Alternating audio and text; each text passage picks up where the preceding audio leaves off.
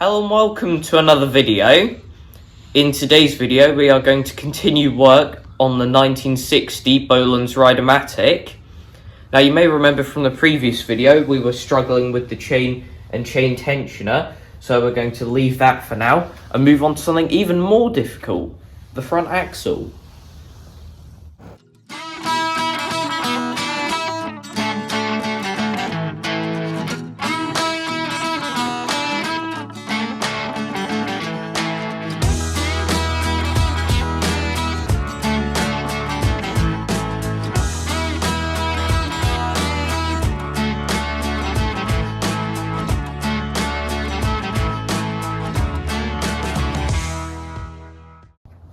We have all of the parts we'll need today laid out on the bench here.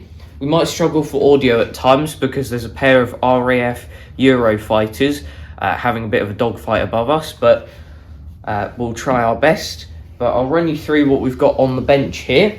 This is the original front axle from our tractor with all of the stub axles and bits to go with it. We've also got the steering rods and the front axle pivot bolt and the sleeve that goes with it, which is very badly damaged. All of that is from our tractor. Then here we have kind of the identical parts but from our parts chassis. Very similar wear on all of the parts, like the broken sleeve and stuff like that. Then we have here a box of parts which has various things that we will come to later as we need to use them. And we also have some lengths of metal pipe, which we will also explain what they are for in just a minute. Our plan of attack for this then is, firstly we will mill out these parts of the front axle and put bronze bushings in there to eliminate the play that's there with the stub axles. We also now have a new bolt to go through the pivot to replace the worn down one, and we ordered this from America, which is a new old stock sleeve. However, we're not actually going to use this on this tractor because although this fits very nicely in here, as it should do, if we go over to the chassis, we can see there's absolutely tons of movement in that, which is not what you want to happen in there. So instead of using this, we're going to use this to kind of give us measurements of the length and what it looks like on the ends.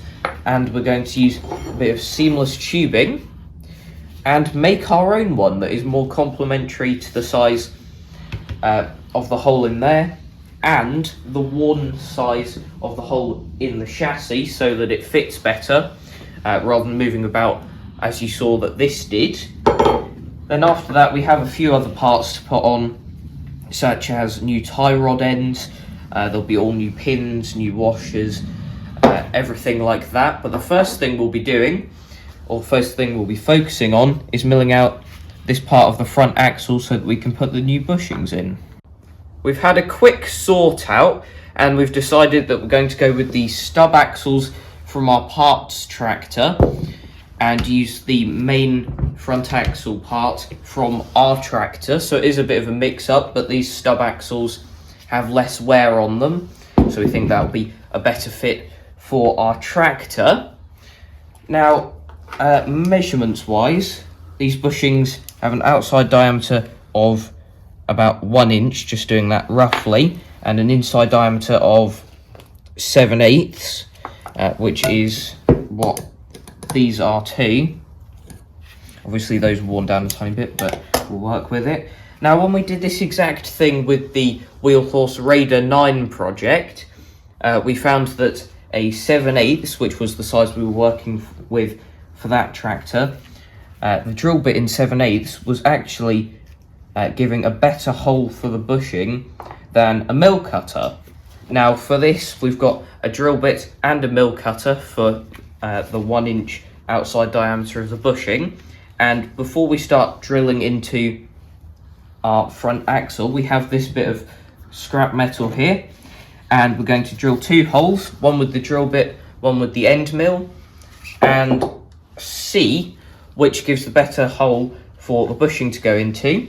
So we will now just drill these 2 holes, and we'll come back to you in a second when we can test the bushing.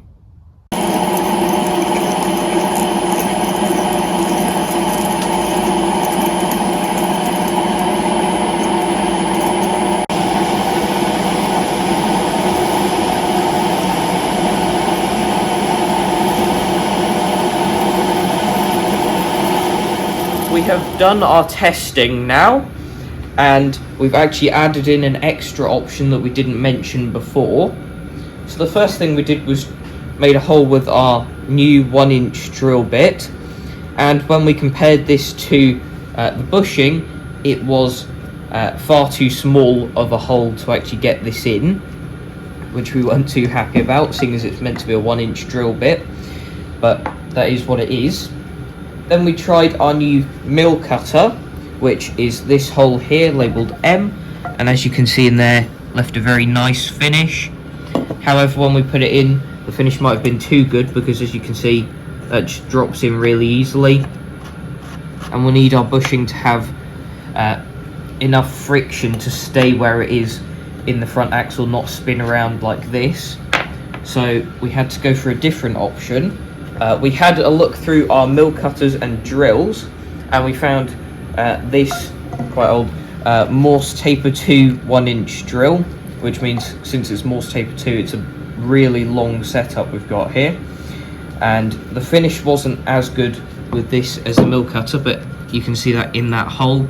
It's a bit rough, however, size-wise, that is perfect, because this kind of starts to go into that hole but doesn't fully go in, which means once we cleaned that up, we could probably press one of these bushings in there, and it would have been perfectly tight.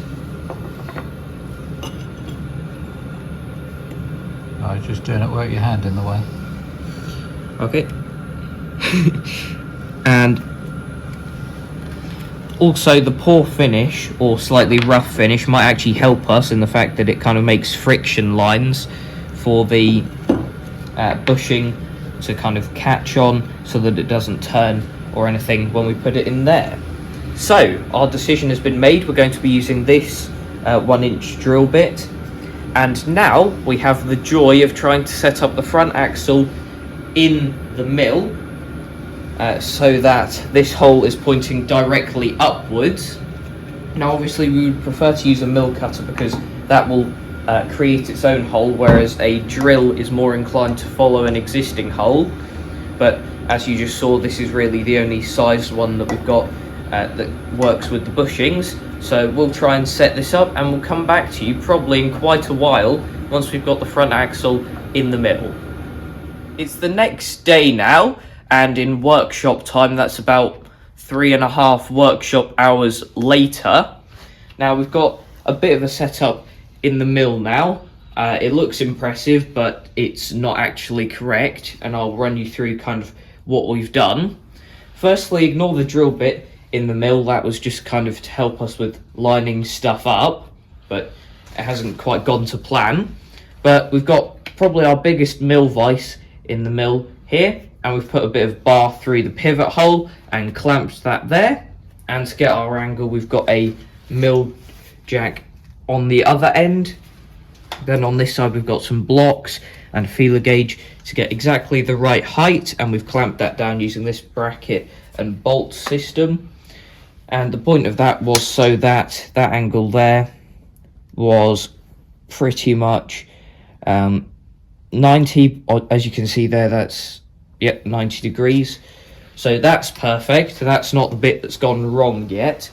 The bit that is suboptimal at best is when you put an angle meter on that side, and it kind of says that the bar is between 86 and 87 degrees, which in terms of the stub axle would mean that it's leaning back by about 3 or 4 degrees. Obviously that's massively dramatized, it's more like that, but that would be pushing the wheel forward a bit. Now either there's some sort of engineering thing going on there that means that is advantageous for the front wheels, or it was milled poorly in the factory, or it's some form of wear that's meant that that's at that angle. However, that is making it very difficult for us to set this up to drill straight through both ends and make sure it all links up properly, because when you try and go straight through, it will catch because of the angle. Something we did try doing was moving the mill head. You can see the scale for kind of moving the mill head there. We tried moving that by about 3.5 degrees round and tried lifting it up through the hole without the power on, just to see if it would go through. And we realized that since you're just moving the mill bed upwards, it would only be taking material off the back bit, seeing as the slope goes like that, and when you're moving the drill bit up through it, it's just not going to touch the other side at all. If we were to do that, we'd have to kind of move the bed backwards as we move it upwards, which is pretty much impossible to get that accurate, so that was completely off the cards. We did try some other things, like trying to put a block or something under this side of the pivot, but that didn't really do much difference, because when you tightened up the vise again, it equaled out anything that we tried to do there. So after some thinking and a lot of time trying to work out different solutions, Dad messaged a good friend of his, Malcolm, and he suggested that we used some sort of wedge or something. So this is a Fox wedge, and we ordered these by recommendation of Paul at the Knackler's workshop a good few months ago now, I think. So we're going to try and use these to change the angle that the front axle is in the mill vise and everything, to try and get that to 90. Then we can drill straight down through it. Now obviously this could be something that just happened on our front axle, so to make sure this kind of wasn't the case, we tried on our parts axle too. So if we go for a quick walk over here, we have this set up just in a couple of V blocks here, and if I put this pipe in there, I believe we did a similar setup with this, where it's, well actually no, that is the, gives them now, I'm just trying to work out what angle I've shown you there. That is the kind of backwards angle like on the other one, and as you can see that is 87.3 pretty much on there. So it's very similar, leaning back by about 3 degrees, which I know this is only 2 front axles, but to us that means that either we've got the only 2 Rideamatics that have got that inaccuracy, or more likely that was kind of a common thing among these Rideamatics. So we are going to try and work with that rather than trying to fix it, because we're going to assume that that's kind of how they all were. So we're now going to try and use those wedges to get our front axle in the mill set at 90 degrees, and we'll come back to you hopefully with some good news. 40 minutes later now, and all the mill experts watching this will probably be laughing at how long this has taken us, but we're happy that we've got it right now. So we've got our 4 Fox wedges in the vise there, and that's helped us out with the angle that the hole is at, and we did have to adjust what things we've got under there to adjust the height, but now we're happy that on multiple kind of axes that is now 90 degrees, and we believe we are ready to start drilling. Now to double check this, we set up this 7/8 drill bit in the mill, which is the size of that hole in the axle.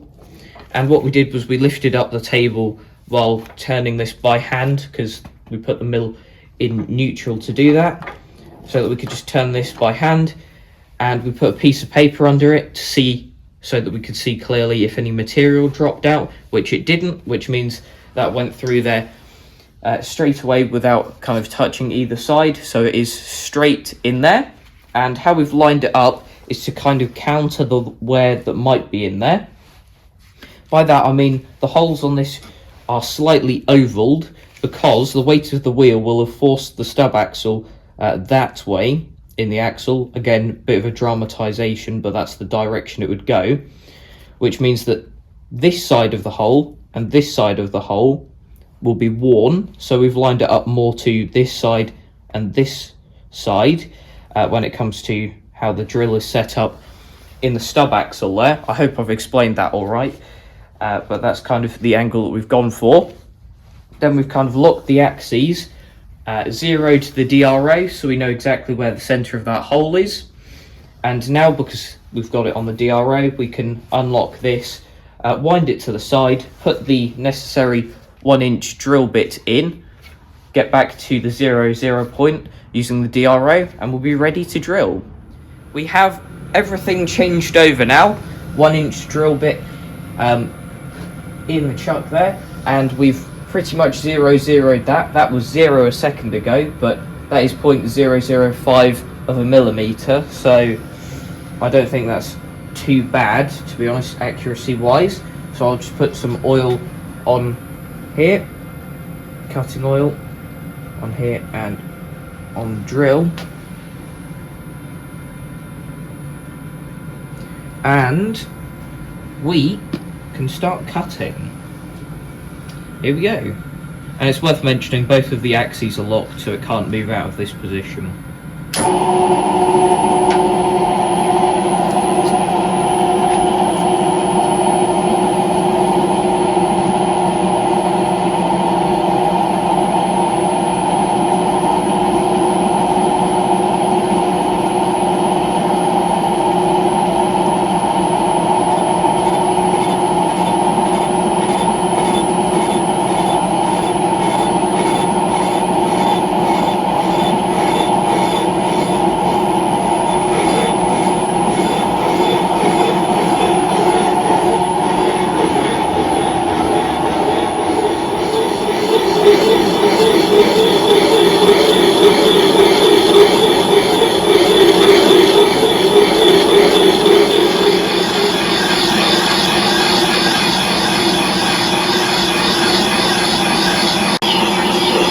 We've already cut through the top part and we're now on the bottom section. We've been using the grease nipple hole to kind of get cutting fluid in there, which has been working well. In terms of cutting speed, we have the mill on the slowest it will go, which is at 100 RPM, seeing as this is cast iron, and that seems to be cutting nicely.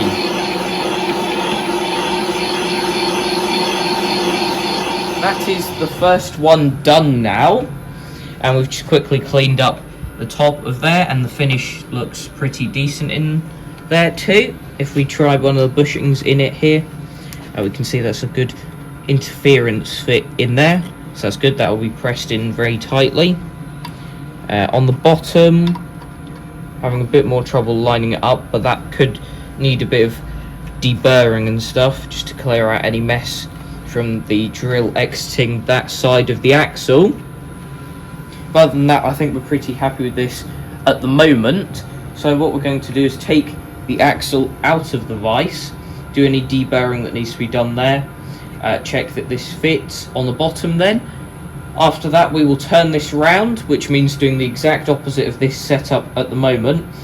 The Fox wedges will have to be the other way round, because we're obviously tilting it the other way, because turning the axle round means the front of the axle is pointing the other direction. But we will get all of that done, and hopefully we will be back in less time than it took before. Only took us half an hour this time to get everything lined up, so clearly we're getting good at this. Shame this is the last one. We could have even done it in 15 minutes if we had a few more of these to do. But we're happy that everything is lined up now. You can see on the DRO, that's all set up to the center of there. All the angles are sorted. We put our 7/8 drill bit through it. No touching at all, which meant that that was perfectly lined up yet again. So we've put the 1-inch drill bit in there now, covered it all in cutting fluid, and we've got the aerosol cutting oil can here too for while I'm drilling through it. Axis locks are on for the table, so I think we are pretty much ready to go for the second hole.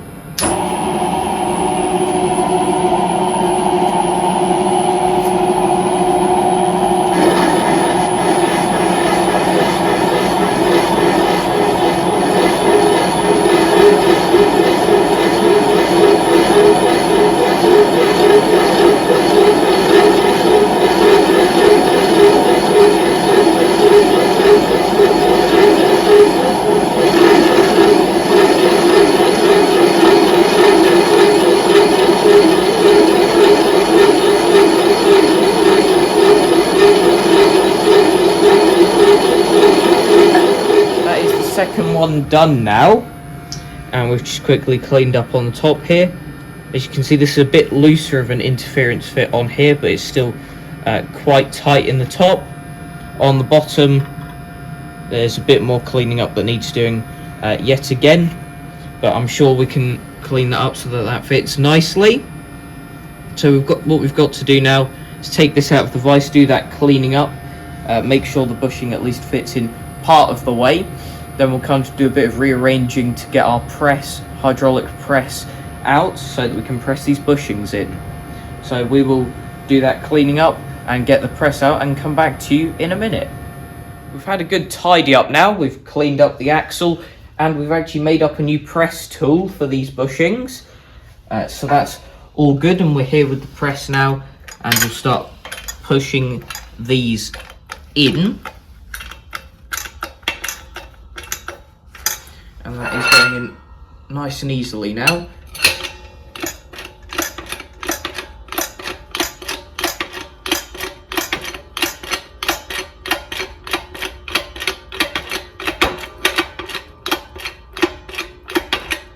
And we should be able to go flush against the surface using our press tool. There we are.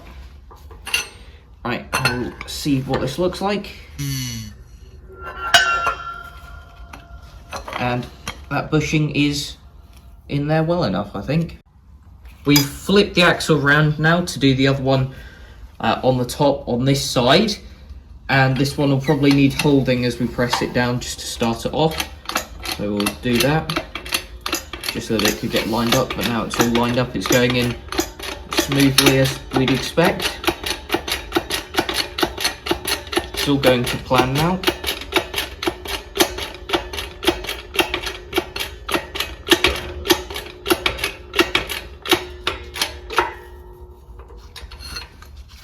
There we are, and we'll just let this up to see what it looks like. That is pretty good. Now pushing in the one of the bottom ones here, and the cameraman's just holding the other end of the axle, because otherwise we couldn't really see a way of getting this in the press otherwise.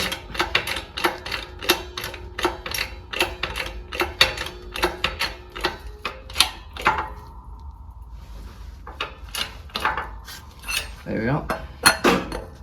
And if we loosen that off, once again, that is in successfully. With all of the bushings installed now, we tried to do a bit of a test fit, and the bushings appear a bit too tight for the stub axles at the moment, which is probably a good thing. It's better to have it too tight than too loose. So what we're going to do now is use an expandable reamer to kind of open up the inside of the bushings very slightly, and only do that until this kind of turns, I wouldn't say loosely, but freely, without any side-to-side movement. And then after that, those bushings will be in perfect condition to be used, and that kind of section of work will be done. However, we're going to do that off camera now because it is getting quite late. So that is it for this video. Thanks for watching. I hope you've enjoyed, and I'll see you in the next one. Bye.